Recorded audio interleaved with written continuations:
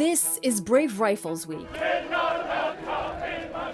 a week that celebrates tradition, teamwork, and the sacrifice of the 3rd Cavalry Regiment at Fort Hood.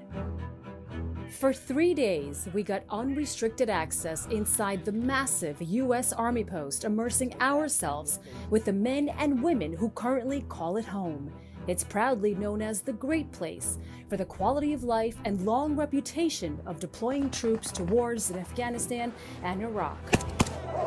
But this last year exposed a hidden reputation, one of misconduct, violence, and a young soldier's injustice. Truly is that every time I wake up, I think of her. Every time I go to sleep, I think of her. You know, my little sister, I'm the oldest out of all of them, and it's hard to cope with everything and trying to sit still. Army Specialist Vanessa Guillen was born in Houston to a hard-working immigrant family from Mexico. Her parents raised her to be smart, strong, and to dream of a better life. She wanted family. She wanted to have children. She will be forever 20 years old, engaged but never married. Juan Cruz was her fiancé. I met her when she was 16 and I was 17. And we just grew up together. In June 2018, Vanessa joined the Army. She was so close to her family, she would drive 3 hours to Houston every weekend to spend time with them. She used to arrive around 6, 7 in her car, in her uniform. But then one day, those drives back home stopped. On April 22nd, 2020, Vanessa vanished. Every time we wanted to go inside the base, we didn't even receive an answer back. Her family felt something was wrong. Before she disappeared, Vanessa told her family she was being sexually harassed by a superior at Fort Hood, but was afraid to report it. My mom knew because she confided to my mom that was happening. Vanessa's family did everything in their power to find her. Justice for Vanessa! From protesting to search parties. How can this happen on military base? How can this happen while she was on duty? On June 30th, Vanessa's remains were found along a river 25 miles away from Fort Hood.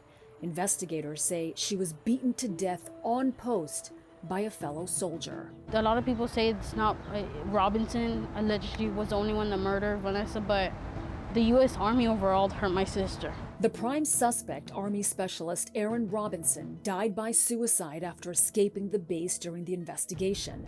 Months later, an investigation into the handling of Guillen's case resulted in the suspension or firing of 21 soldiers. The investigation found Vanessa was sexually harassed by a supervisor, but that leadership in her unit failed to take action or investigate the allegations. I've determined the issues at Fort Hood are directly related to leadership failures. Leaders drive culture and are responsible for everything the unit does. I asked her fiancé if Vanessa ever mentioned anything about sexual harassment. If she would have told me something, things would have been different. For some reason or the other, she did not open up to me. The Army never found any connection between the harassment and her murder. Back at Fort Hood, there are signs of change. Order!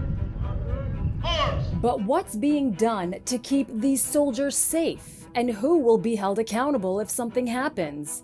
In part 2 of our series, you'll see those changes firsthand, because no soldier, no person deserves what happened to Vanessa Guillen. Nothing's gonna bring her back, but just knowing that she's looking down and she's probably proud of everything that we've been able to achieve, you know, it completes me in a way. In Fort Hood, I'm Molly Basu.